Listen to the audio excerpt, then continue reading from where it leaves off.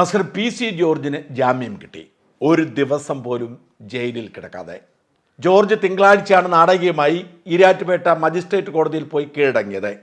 ജോർജിന് മുമ്പിൽ മറ്റു വഴികളൊന്നും ഉണ്ടായിരുന്നില്ല. ജോർജിൻ്റെ മുൻകൂർ ജാമ്യം ഹൈക്കോടതി തള്ളിക്കളയുകയും നിശിതമായ വിമർശനം നടത്തുകയും ചെയ്തു. അതുകൊണ്ട് പരാതിക്കാരായ മുസ്ലിം ലീഗിൻ്റെ ഈരാറ്റുപേട്ടയിലെ പ്രാദേശിക നേതാവ് സുപ്രീം കോടതിയിൽ കാവിയറ്റ് ഫയൽ ചെയ്ത് കാത്തിരുന്നു. ആ കാവിയറ്റിൻ്റെ കോപ്പിയാണിത്.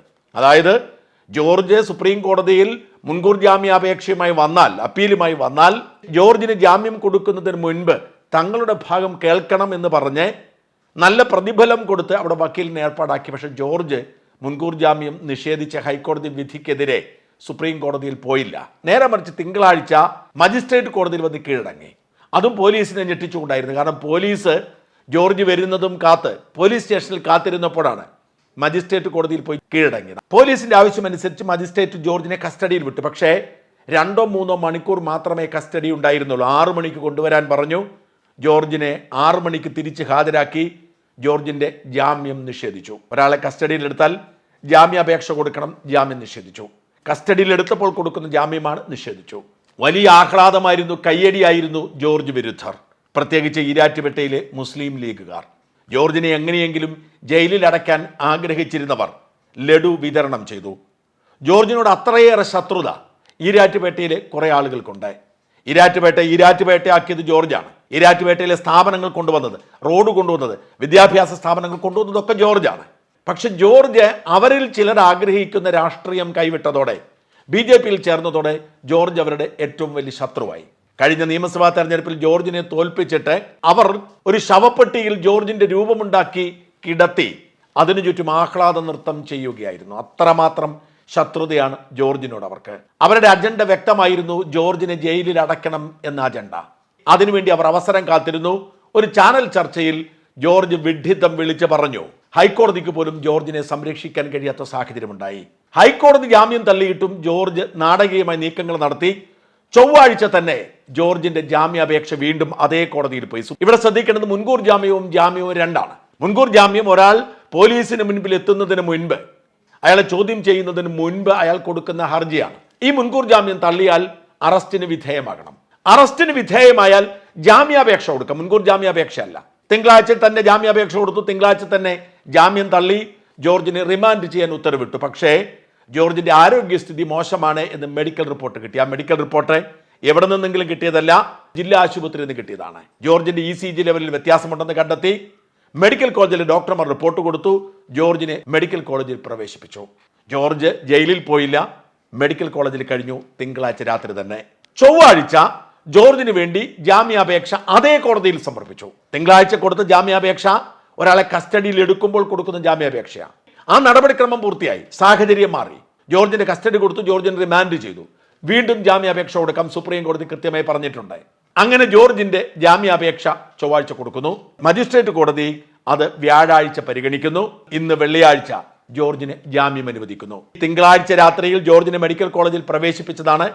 ജോർജ് ഇന്ന് വെള്ളിയാഴ്ച ഈ ജാമ്യ ഹർജി പരിഗണിക്കുന്നത് വരെ മെഡിക്കൽ കോളേജിൽ തന്നെയായിരുന്നു. കാരണം ജോർജിന്റെ ആരോഗ്യസ്ഥിതി മോശമാണെന്ന് ഡോക്ടർമാരുടെ സർട്ടിഫിക്കറ്റ് ഉണ്ട്.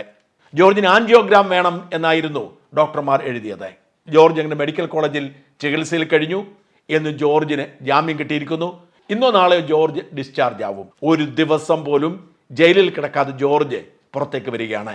നീണ്ട അരനൂറ്റാണ്ട് പൊതുപ്രവർത്തനം നടത്തിയ ജോർജിനെ സംബന്ധിച്ചിടത്തോളം ഇത് നിർണായകമായിരുന്നു. കാരണം PC ജോർജിനെ പോലെ രാഷ്ട്രീയക്കാരൻ അദ്ദേഹം പറഞ്ഞത് അബദ്ധമാണെങ്കിലും അദ്ദേഹം ജയിലിൽ കിടക്കാൻ മാത്രം ഗൗരവമേറിയ കുറ്റകൃത്യം ചെയ്തു എന്ന ചോദ്യം പലരും ഉയർത്തി. ജോർജ് പറഞ്ഞത് പറയരുതാത്ത വാക്കാണ്. എല്ലാ മുസ്ലിമുകളും വർഗീയവാദികളാണ് എന്ന് പറയാൻ പാടില്ലാത്തതാണ്. ജോർജ് അങ്ങനെ പറഞ്ഞു. അതിന്റെ പേരിൽ ജോർജ് ജയിലിൽ കിടക്കേണ്ടതുണ്ടോ ഈ വയസ്സാം കാലത്തെ എന്ന ചോദ്യം സമൂഹം ഉയർത്തിയത്. എന്തായാലും കോടതി പറഞ്ഞു, ജോർജ് ചെയ്ത കുറ്റകൃത്യത്തിന്റെ പ്രാഥമിക അന്വേഷണം നടക്കട്ടെ, ജോർജ് അന്വേഷണത്തോട് സഹകരിക്കട്ടെ, പക്ഷെ ജോർജ് ജയിലിൽ പോവേണ്ട, ജോർജ് ജാമ്യത്തിൽ പുറത്തിരിക്കട്ടെ എന്ന് കോടതി വിധി എഴുതി. ഇതോടെ എങ്ങും നിലവിളിയാണ്, പൊട്ടിക്കരച്ചിലാണ്. ജോർജിനെ എങ്ങനെയും ജയിലിൽ അടച്ച മതിയാവൂ എന്ന വാശിയിൽ രംഗത്തിറങ്ങിയവർക്ക് നിരാശ ഉണ്ടാവാതിരിക്കില്ല.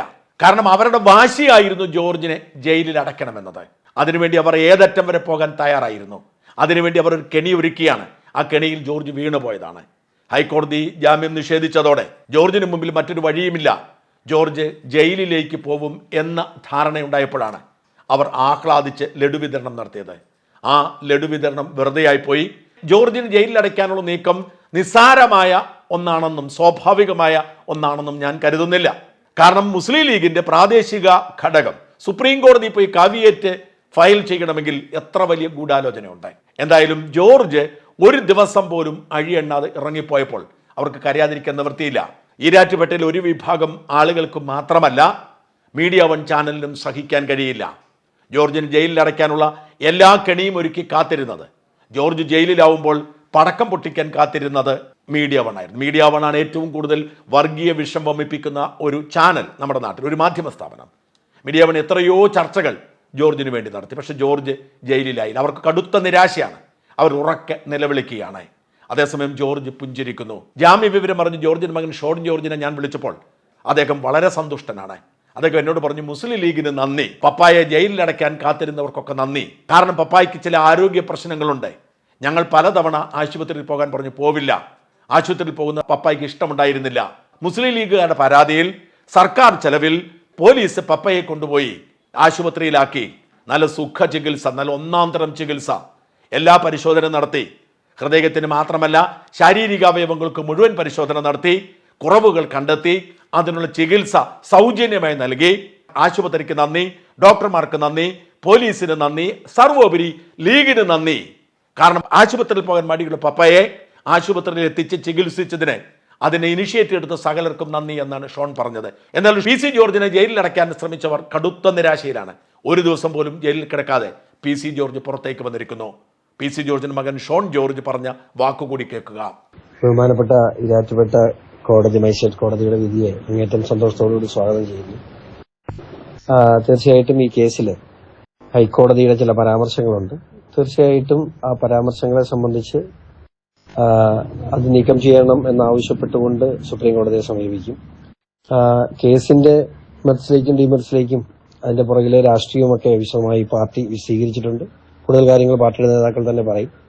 എനിക്ക് മകനെന്ന നിലയിൽ ഈ പരാതിക്കാരോട് ഒരു പ്രത്യേക നന്ദി കൂടി പറയാതിരിക്കാൻ കഴിയില്ല. കാരണം സാധാരണ നമ്മൾ ആശുപത്രിയിൽ പോകാൻ പറഞ്ഞാൽ പോകുന്ന ഒരാളല്ല. കൃത്യസമയത്ത് അദ്ദേഹത്തിന് ഒരു ആവശ്യമായ ഒരു സമയത്ത് കൃത്യമായി ആശുപത്രിയിൽ എത്താനും ആ ആശുപത്രിയിൽ നിന്നും അദ്ദേഹത്തിന്റെ ഈ കാർഡിയോളജി സംബന്ധമായ അദ്ദേഹത്തിന്റെ പ്രശ്നങ്ങൾ അവിടെ അത് തിരിച്ചറിയാനും അതിനുശേഷം പോലീസ് തന്നെ നേരിട്ട് അദ്ദേഹത്തെ മെഡിക്കൽ കോളേജിൽ എത്തിച്ച് അദ്ദേഹത്തിന് വേണ്ട എല്ലാ ചികിത്സകളും, അതും ഏറ്റവും നല്ല ചികിത്സ അദ്ദേഹത്തിന് ലഭ്യമാക്കി. ഒരുപക്ഷെ ഞങ്ങളൊക്കെ ഒരിക്കലും ആശുപത്രിയിൽ പോകാൻ പറഞ്ഞാൽ പോകുന്നു അല്ലെങ്കിൽ ചെക്ക് ചെയ്യുന്ന ഒരാളല്ല അദ്ദേഹം, നമുക്ക് എല്ലാവർക്കും അറിയാം. പക്ഷെ ഇപ്പൊ ഇങ്ങനെ ഒരു സാഹചര്യത്തിൽ അദ്ദേഹത്തിന്റെ എല്ലാ പരിശോധനകളും നിർണ്ണയിക്കാനും അതിനെല്ലാം കൃത്യമായ രോഗനിർണയം നടത്താനും ഒക്കെ കഴിഞ്ഞു. അതിന് പ്രത്യേകിച്ച് പരാതിക്കാരോടൊരു മകനെന്ന നിലയിൽ നന്ദി പറയാതിരിക്കാൻ കഴിയില്ല.